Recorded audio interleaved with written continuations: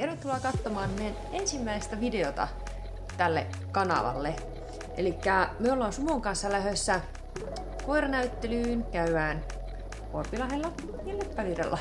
Ja Sumon ensimmäiset junnukehät. Sumo on käynyt parissa pentukehässä, mutta ei ole käynyt vielä yhdessäkään junnukehässä. Katsomaan mitä sinä saat sieltä. Mitä se tuomari tykkää tämmöisestä pörrökorvasta. Me ollaan Jyväskylässä yötä. Ja kuljetaan sinne koiranäyttelyyn kimppakyytillä, niin katsotaan, että kuinka paljon me saa kuvattua. Laitetaan ensin Sumon turkkikuntoon. Katsotaan vähän, että mitä me olen pakannut meille mukaan koiranäyttelyyn. Tervetuloa mukaan! Elikkä tärkeimmät asiat on rokotuskortti, passi, ihan missä vaan on se koiran rokotukset, niin ne pitää olla mukana. Sitten jonkun sortin narua, joku kaulain, snake käy, kiinteä kaulain käy, kunhan on mahdollisimman semmonen hyvin menee sinne karvan joukkoon. Erilaiset harjat ja kammat ja karstat, tietenkin koirille herkkuja, itselle vähän evästä ja kakkapusseja. Jätetään näyttely ole siistinen.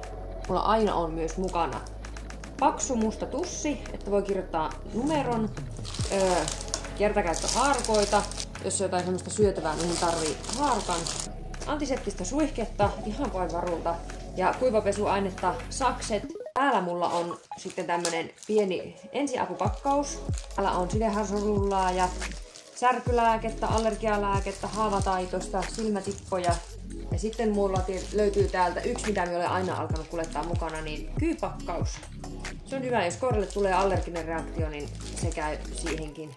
Ja tietenkään koiraa ei saa vie kehään, jos se syö särkylääkettä. Mutta mulla on täällä kuitenkin varulta myös koirien särkylääkettä, jos niille tulee jotain, että pitää antaa. Se on sitten se näyttelypäivä siellä.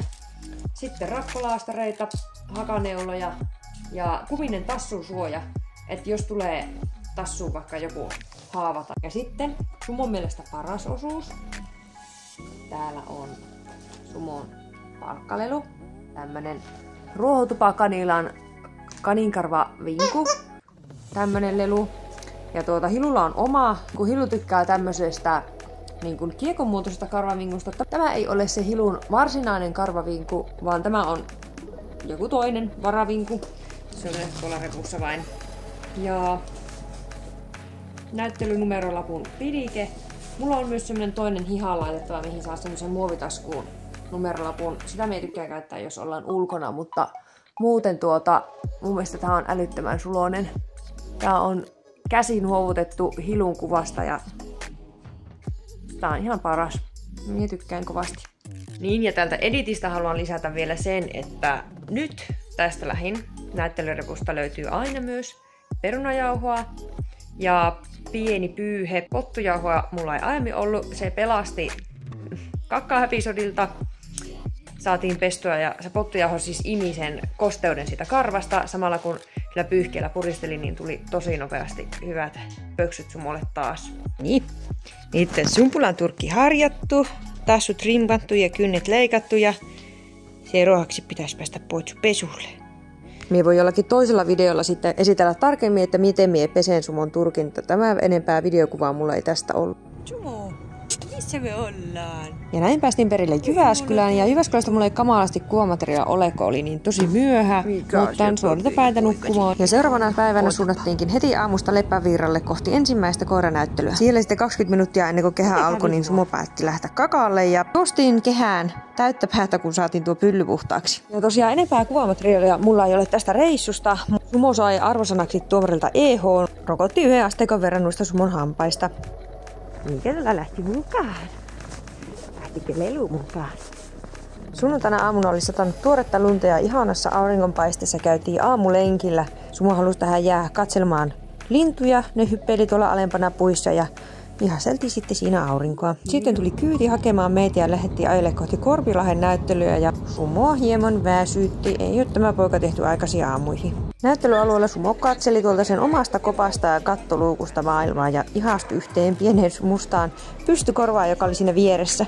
Sitten tapahtui jotakin, mitä en olisi uskonut. Sumo oli paras uros 1, sai sertin, junnusertin ja oli vielä VSP. Sitä lähdettiin sitten suoraan ajelemaan takaisin kohta Rovaniemelle. Ja tässä vielä Sumon sanallinen arvostelu, jos joku haluaa lukea sen. Tällä kertaa oli paperilla. Nyt ollaan vihdoin kotona. Pikkupoikakin heräilee sieltä. Niin reippaasti nukkunut koko matkan. Kello on nyt 11 illalla, niin voin sanoa, että kauas on pitkä matka. Piti ottaa unet tuossa välillä, että jakso pysyä hereillä, mutta nyt pääsee kotiin nukkumaan. Mikä poika siellä on? Ja sit saa tulla. Kyllä vai? Hienosti. Meni vai? Käypä pissalla. Siellä on Sumon oma huussi. Sinne se menee pissalle.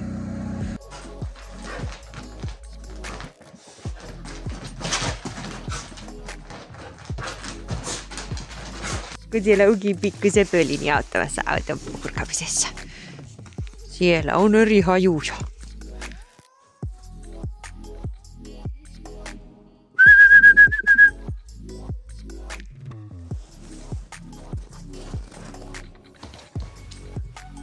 Hoitsu, mikä sillä on?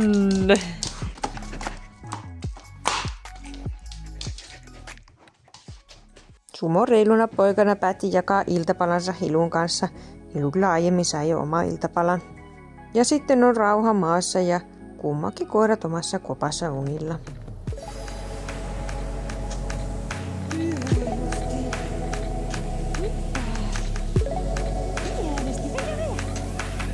Vaikka nämä osaa kyllä mennä niin, että on naru löysillä.